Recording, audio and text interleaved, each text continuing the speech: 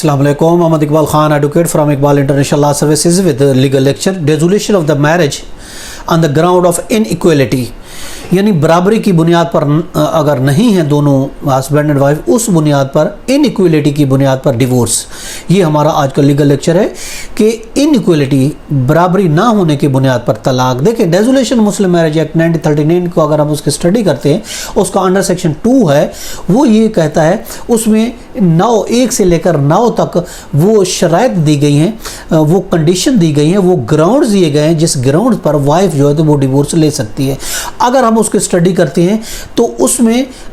जो 1 से लेकर 9 तक उसके ग्राउंड्स हैं डिवोर्स लेने की, उसमें कहीं ऐसा नहीं कोई ग्राउंड दिया गया जिसमें ये कहा गया हो कि इनइक्वलिटी की बराबरी ना होने की बुनियाद पर वाइफ तलाक लेना चाहती है। उसकी जहन की इनइक्वलिटी है या उसकी माली हालत इनइक्वलिटी है, उसका स्टैंडर्ड जहनी या फिर जिस्मानी या फिर उसका इनइक्वलिटी उसका वेल्थ के हिसाब से उसकी बराबरी नहीं है, उसकी शक्ल सूरत की बराबरी नहीं है, उसकी दौलत की बराबरी नहीं है, उसकी जहनीत की बराबरी नहीं है या उसके स्टैंडर्ड की बराबरी नहीं है। अगर ये बराबरी नहीं है तो क्या वाइफ डिवोर्स ले सकती है? लेकिन डेसोलेशन मुस्लिम मैरिज एक्ट 1939 में ऐसा कोई ग्राउंड नहीं दिया गया कि इस बेस पर इनइक्वलिटी की बेस पर, ना बराबरी की बेस पर वाइफ जो है वो तलाक दे सके। उसमें देखेंगे ये दिया गया हुआ है कि वेयर अबाउट हस्बैंड गुम हो गया, उसका वेयर अबाउट का पता नहीं होता, बीवी को 2 साल से नेगलेक्ट कर रहा हो, उसको खर्चा नहीं दे रहा हो और उसके अलावा उसने कानून की खिलाफवर्जी करते हुए दूसरी बीवी रखी है, उसको सज़ा हो गई है, कम से कम 3 साल हो गई है, वो अज़दवाजी ताल्लुकात नहीं रखता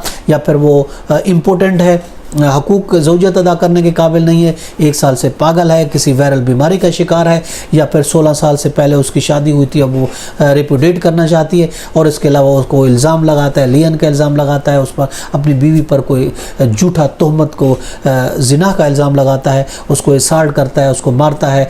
बुरी औरतों के साथ उसका मिल के बैठना है, इररिप्यूटेड वुमेन के साथ उसका एसोसिएशन है और उसके अलावा अपनी बीवी को फोर्स करता है किसी गैर कानूनी गैर अखलाकी काम करने के लिए या फिर उसको अपने मजहबी काम से रोकता है और इसके अलावा उसके लीगल राइट्स नहीं देता।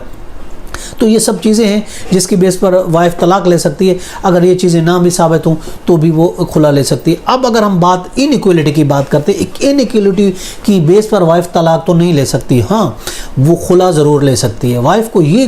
ज़रूर है कि इनइक्वलिटी, चाहे वो इनइक्वलिटी जैसा